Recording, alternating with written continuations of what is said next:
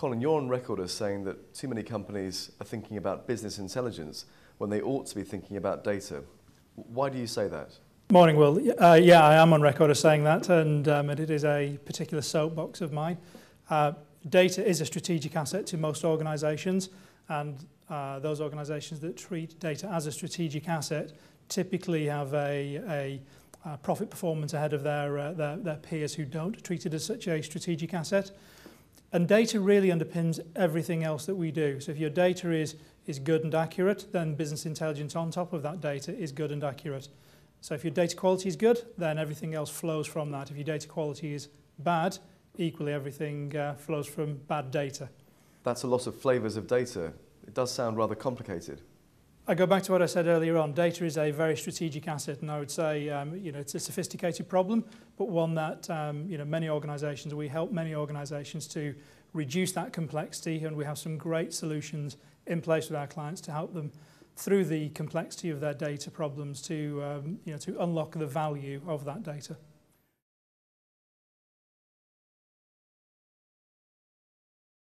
So for companies who want to assess their data and make the best use of it, what's the starting point? So the first thing that I would say is that every single customer that we engage with is different. They all have their own unique needs. So what we have developed over a number of years is a service which we call value engineering. What that really means is that we can work with companies to identify where will they get the most benefit, what is the important starting point for them to deliver value back to their organisation. How can manufacturers find out more about these things? So the good news for any manufacturer is whether they're using SAP's ERP solutions or not, they can come and engage with SAP Business Objects on a strategy for increasing the use of business intelligence in your organisation. We're very much an agnostic solution, so if you're running ERP solutions from other companies, that's fine. We're able to cope with all of those.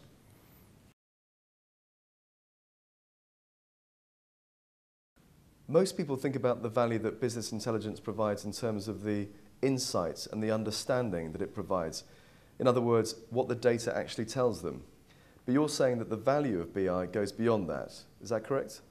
One of the challenges we've seen for many organisations, however, is that over the years they've grown up with departmental solutions.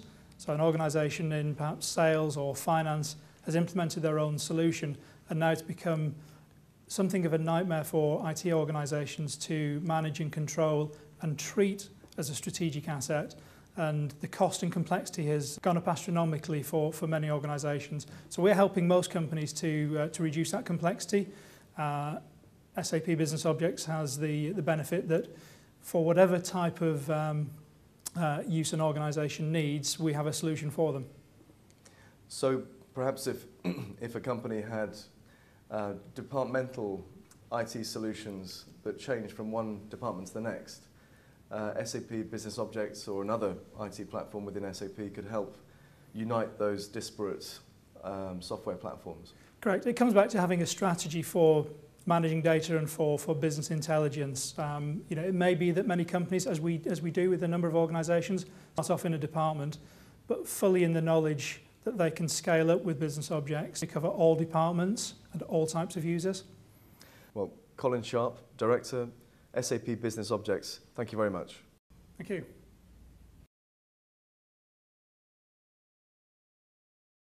So Mark, clearly good data is important, and equally clearly, for many companies, the reality falls short of that ideal.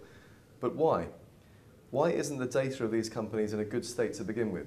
There are a number of reasons. As an organisation evolves, so does the systems landscape that supports it. And this leads to fragmentation of data. So even if a company has a core ERP system for doing order to cash, for example, they'd still have a number of other systems, logistics, product design within their spend analytics. And often these become misaligned and data inconsistencies occur. Another key area is where a company grows through acquisition.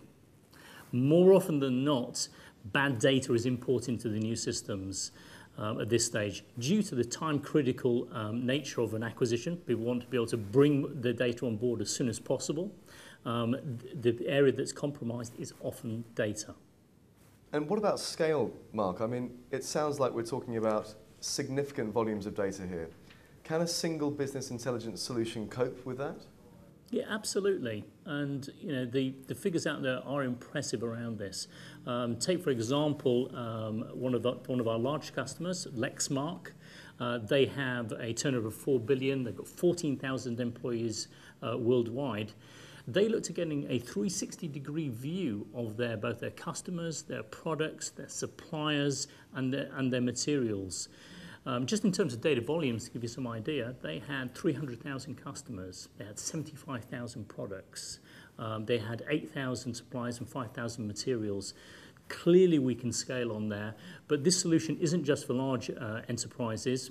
Very small companies are equally served by this, companies like B&W, and we have case studies relating to this as well. So in short, scale isn't an issue for our solution. You mentioned a 360-degree view. I mean, with respect, that sounds a little bit like a sort of management term, or is that an SAP phrase? What does it mean? Yeah, a 360-degree view is to be able to look at our data assets of the organisation, our master data assets, such as product, customer, supplier, and look at all of the interactions that we have that, regardless of which systems those are contained within. And companies will put in place a project, such as a data warehousing project, to be able to pull from these disparate silos and be able to create a consistent view of that data for the whole organisation. Well, Mark Todd, Data Solutions Architect at SAP, thank you very much. Thank you.